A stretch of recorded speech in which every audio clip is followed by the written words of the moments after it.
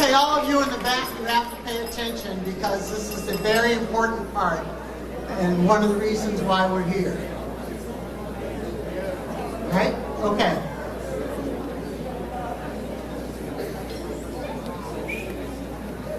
Are we ready? Notice I'm not going to let anybody miss your introduction. Good evening to you all, and before I have the pleasure of introducing one of our honorees for the night, I'd like to congratulate CAMEO on its 50th anniversary and to acknowledge your contributions to political action, not only in the Arab and Middle Eastern communities, but to our greater community as a whole. I also want to thank you for your support you've given me in the past when I was a judge here on the 8th District Court of Appeals. A heartfelt congratulations to all of this evening's honorees, Drs. Michael Hanna and Khalid Issa, Ms. Alma Kourkour, and Mr. Fareed Sadiq. Congratulations to you. I hope that you and your families are all proud of this recognition tonight, and thank you for all that you do for our communities. Now, it is my pleasure to introduce our first honoree, Attorney Awatef Assad.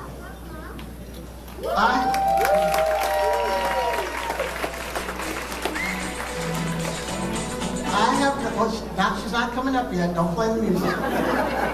I'll let you know when to cue the music. I have known Ms. Assad for almost her entire adult life. We met when I was an assistant dean at Cleveland Marshall College of Law and Awatef, a first-year law student. As I recall, a bit nervous about the start of law school and mastering the subject matter of her courses, like a lot of first-year students, I think Awatef was a tad bit more nervous in that there was not a readily identifiable community at the law school, at least not one that she could see in the short term.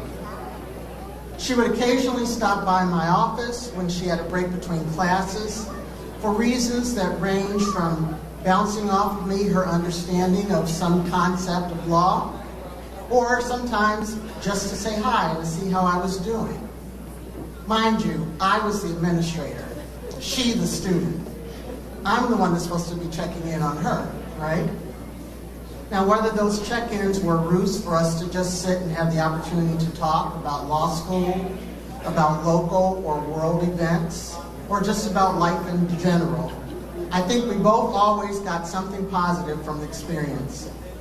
But that time was also the beginning of my understanding of what a passionate and compassionate and a determined person she was, as it took for her as an Arab American woman to be successful in law school while still being a faithful and dedicated daughter and sibling, assisting with her family business, and yes, I have had goods from Assad's bakery, and a member of her traditional community.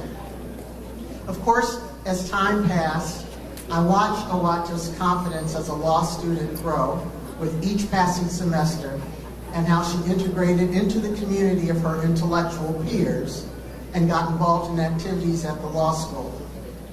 Fast forward from law student to lawyer. Awatef Assad has worked for over 25 years in both the city and county government. She has worked on civil rights matters, complex litigation issues, and currently directs the Risk Management Department for the county, overseeing the administration of property and liability insurance, claims management, and loss prevention programs. She takes a great deal of pride in being a government lawyer who enhances the public trust and confidence in public service and in the legal profession.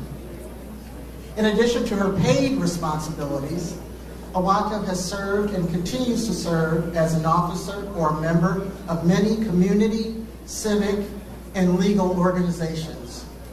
And when I say legal organizations, I mean law-related, not legal versus illegal organizations. Just want to be clear on that. She is Vice President of Inclusion and Diversity for the Cleveland Metropolitan Bar Association and co-chairs the Women in Law section. She has served as chair of the Mental Health and Wellness Committee of the Bar Association and as a commissioner to the Supreme Court of Ohio's Commission on Certification of Attorneys as Specialists. She is a member of the William K. Thomas Inn of Court. I know a lot of the members are here tonight.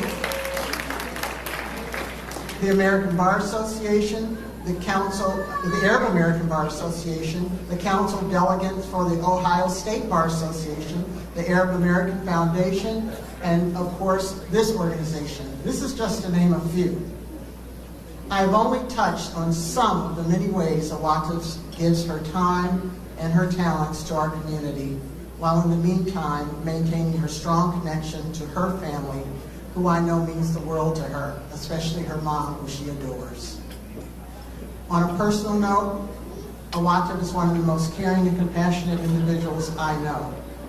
She constantly thinks about ways to improve her community, help others have opportunities, and just make any environment she's in better. She never, repeat never, hesitates to offer her assistance in whatever way she can be of help to others. I am proud to be a part of this honor for you tonight. So everyone, please join me in congratulating attorney Awatef Assad. Cue the music. Greetings. Assalamu alaikum. So wonderful to see everyone. I would like to first acknowledge our special guest, the Honorable Ohio Supreme Court Justice Maureen O'Connor, Justice Sharon Kennedy, and of course, my dear friend, Justice Melody Stewart. Thank you, Justice O'Connor, for your leadership in advancing sentencing equity in the state of Ohio. Just 2 weeks ago, the Ohio Supreme Court entered a groundbreaking agreement with the University of Cincinnati to establish the first statewide sentencing database, the ripple effects of which will last for generations. To Justice Melody Stewart, a brilliant and fair-minded jurist, you have paved the way for women attorneys. Melody, thank you for your friendship and support over the years. It is a blessing to have met you 3 decades ago when I started law school. Law school was challenging, especially for a first-generation law student. Your encouragement and sense of humor, as we all witnessed today, in law school made the difference in my life and for others as well. I still have that letter that you sent to my parents when I passed the bar in 1995. Much gratitude to you. I would also like to acknowledge Cuyahoga County Executive Armin Budish, who I have the pleasure to work for several years. I want to thank him for the opportunity to work on the first countywide anti-discrimination ordinance. This law demonstrates Cuyahoga's commitment to equality and opportunity for everyone. Next, I would like to take a moment to recognize some folks who are here today cheering me on. I apologize in advance if I miss anyone. Here today are my beautiful siblings, Riyad, Feiruz, Ahmed, Mirfet, and their families, including my very awesome nephews and nieces. Unfortunately, my brother, Farid, could not be here today. Did I forget you, Shadia? Yeah. Oh my God, and one and only Shadia, my oldest sister. Thank you for your love and the special bond we share. You have enriched my life beyond measure. To my cousins and extended family from Beit Hanina, my ancestral hometown, a Palestinian town in East Jerusalem, so proud to hail from Beit Hanina.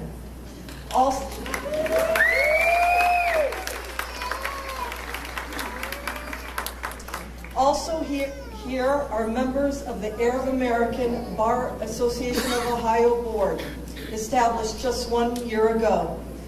Thank you, Salah Hawadallah, Majid Makhlouf, Muhammad Faraj, and others for elevating the standing of Arab American lawyers in our great state of Ohio.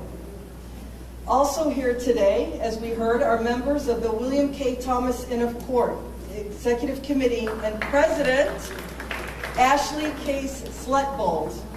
Thank you all for making a difference in our legal profession and beyond.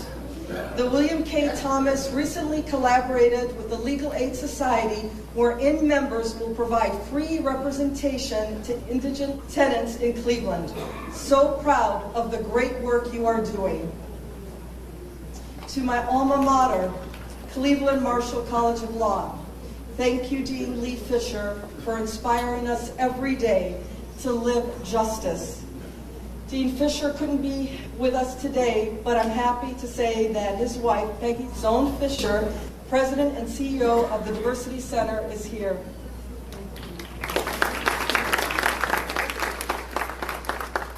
And to the Arab America Foundation, co-founders Amal and Warren David. Your commitment to promoting Arab Americans has enhanced our national footprint. Plug for Arab America, they will be hosting their Connect Summit next month in Detroit, Michigan. I would also like to acknowledge, last but not least, the Cleveland Metropolitan Bar Association and Women in the Law section leaders. Here tonight are co-chairs Catherine Donnelly and former co-chair Laura Creed, and honorary member Dr. Adrienne Fletcher. We have accomplished so much these past 4 years, but importantly, we have forged friendships that will last a lifetime. You inspire me to continue to fight to ensure that young women lawyers enjoy all the opportunities they deserve. That is their right. To everyone, I look forward to continuing to stand shoulder to shoulder with you, all of you, in our ongoing fight for equity and inclusion for all. I am honored to be part of tonight's event and honored to receive this recognition. Mabruk to all the honorees. These events are important times for us. They are times for us to reflect on where we are as a community and to celebrate our achievements. But they are also a time for us to reflect on those who blazed a path to get us here. It is time for us to share stories of their journey to America, the challenges they faced, and how they overcame those challenges. Tonight, I celebrate my mother, Fahmiya, who courageously fought against the traditional roles of women and her culture by bringing my siblings and I to this country in 1969 in search of a better life. My mother couldn't be here tonight, but she is here in spirit. My mother's fierce determination instilled in me the same passion to challenge gender barriers and to advocate for equity and fairness for everyone. While my mother didn't always understand my quest for higher learning and a professional career, she was my biggest champion. You see, even with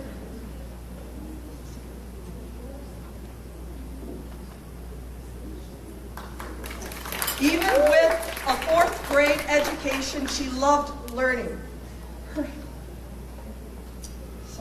Her name, Fahmiya, means knowledge.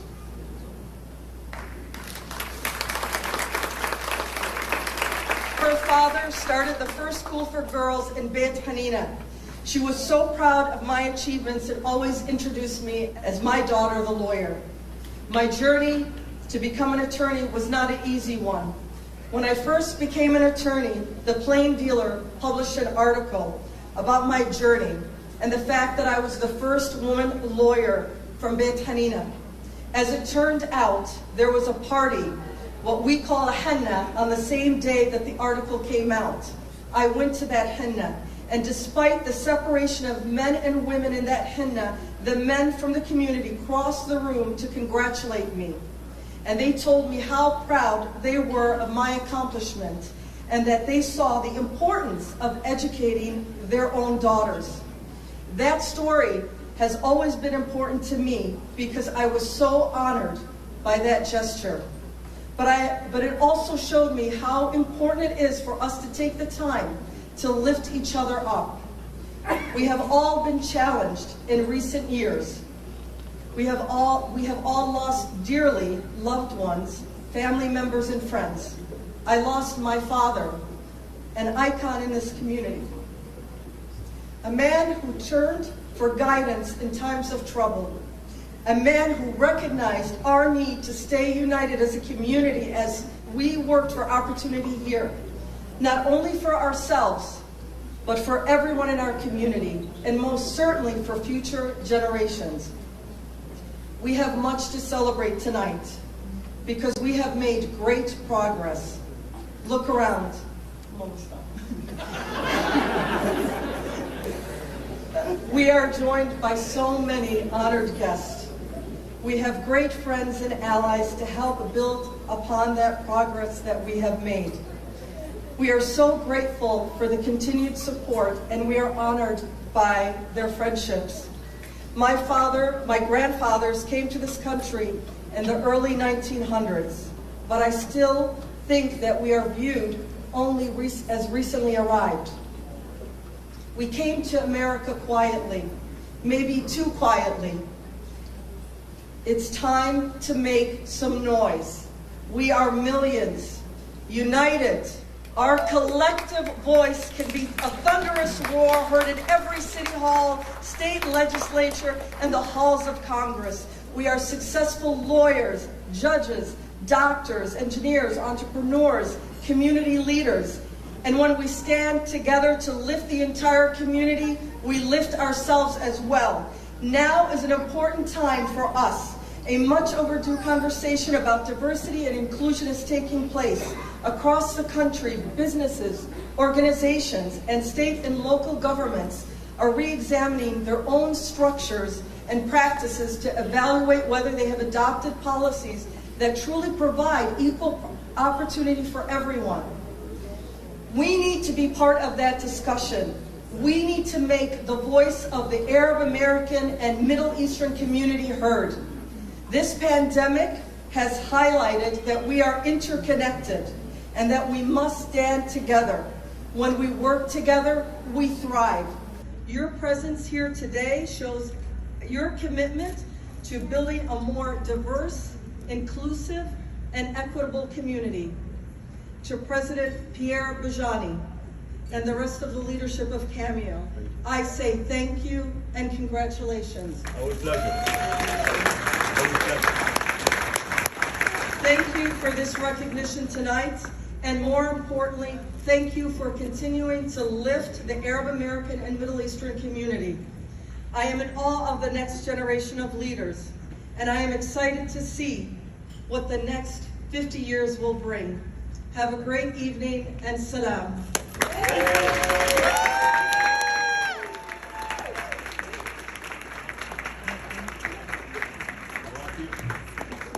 What can I say?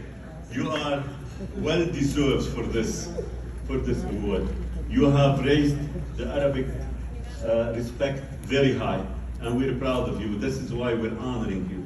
We're proud of you, proud of what you're doing, and thank you for all what you do for our community. Thank you. On behalf of CAMEO,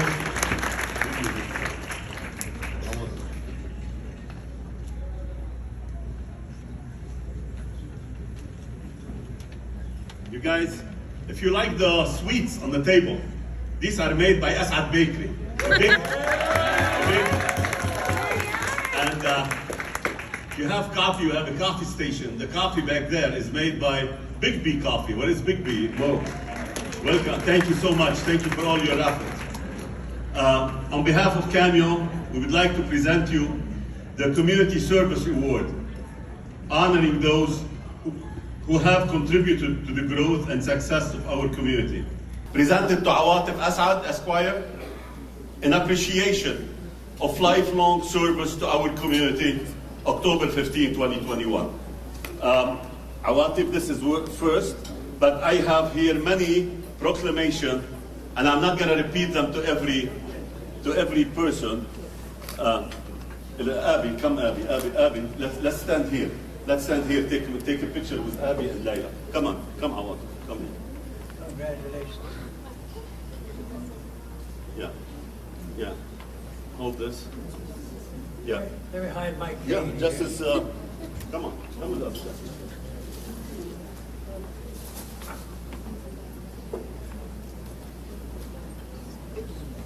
All right.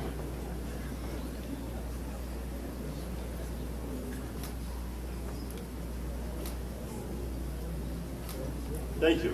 Thank you.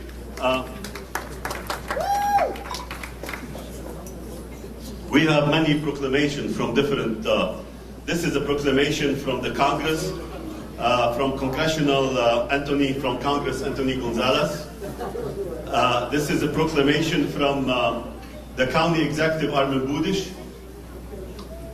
This is a proclamation from. This is a proclamation from U.S. Senator Rob Portman. This is a proclamation from our Governor, Mike DeWine. This is a proclamation from the Ohio House Representative, for you, from the Ohio Representative. This is a proclamation from the Ohio Senate.